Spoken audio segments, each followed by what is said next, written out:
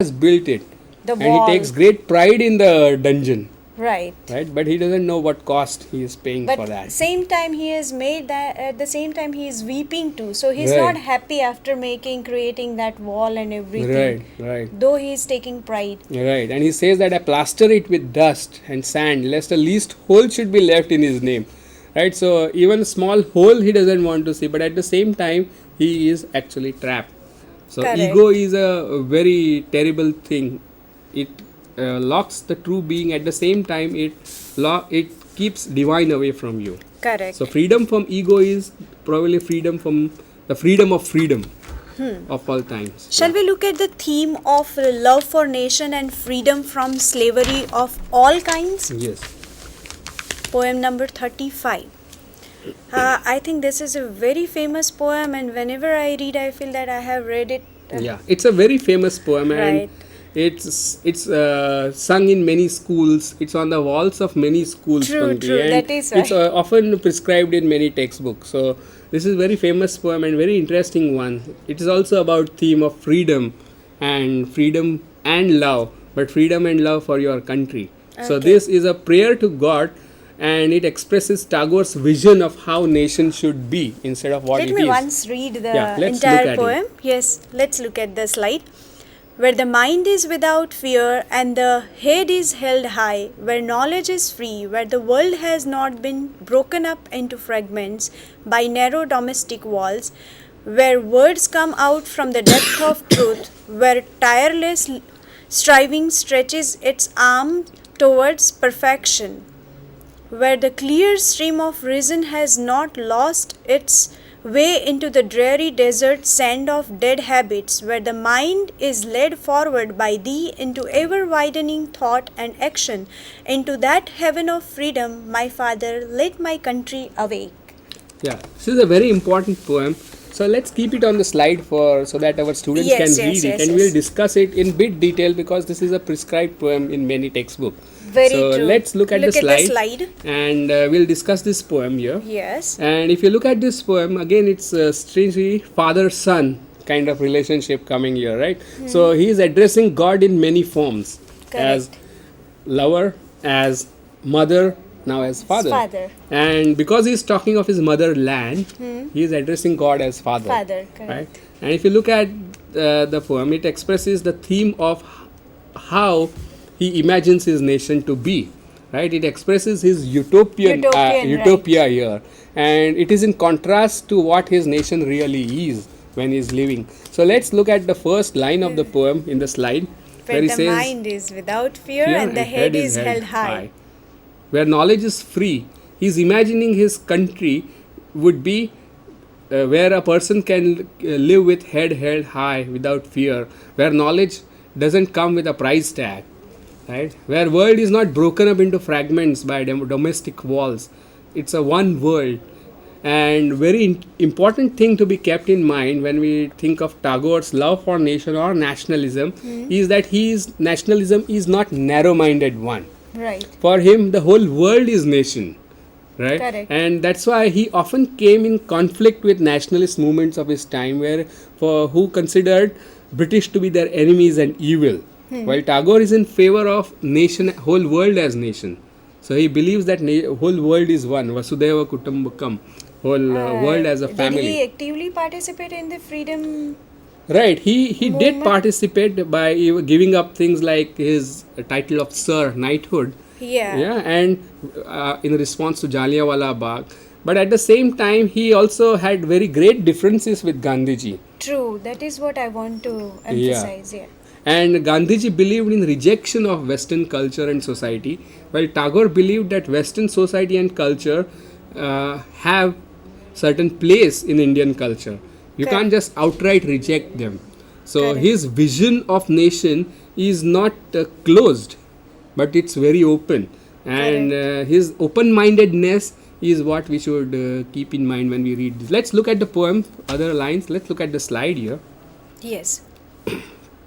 Right? He is talking of world which is not broken up into Words. fragments by narrow domestic walls. Then he says words come out from the depth of truth, where tireless striving stretches its arms towards perfection, where clear stream of reason has not lost its way into dreary desert sand of dead habit.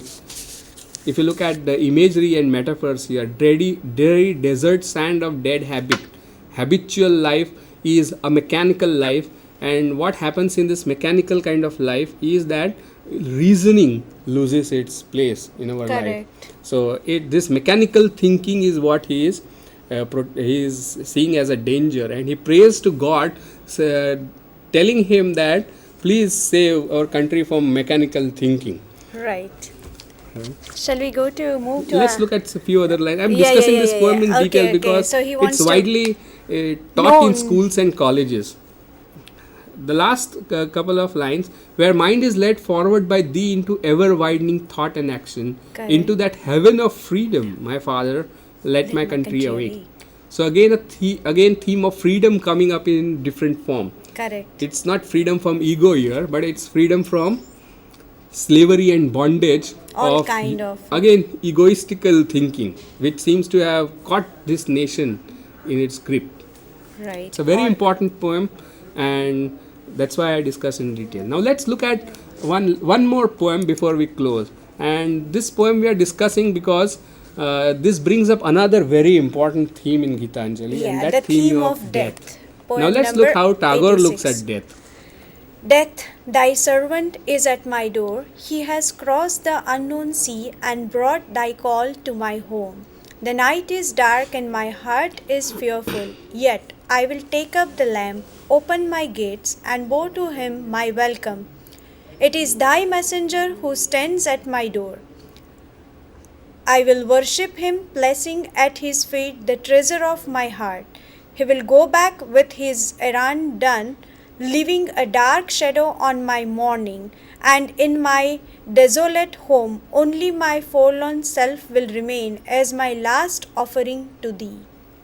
It's a very profound poem where he is comparing death to messenger of God. At the same time, he is calling him his servant. He is a herald sent by God, and he has come to take the Let us speaker of read the it. poem. Yes. And he says that he has crossed unknown seas. Death has come to him at his door, and the speaker says that my heart is fearful, yet I will take up my lamp of knowledge and wisdom, open my gates and bow down to him. He will look at death not as an enemy to be resisted, but somebody as a guest to be welcomed. He treats death as a messenger of God, and Yes. he worships death. Now this is very profound attitude to death which poet is expressing here, and he says that the messenger will come and do his job and go away, leaving a dark shadow on my morning and my desolate home. Only my forlorn self will remain as my last offering to thee. So Gitanjali is a cycle of songs where poet seems to be offering various things.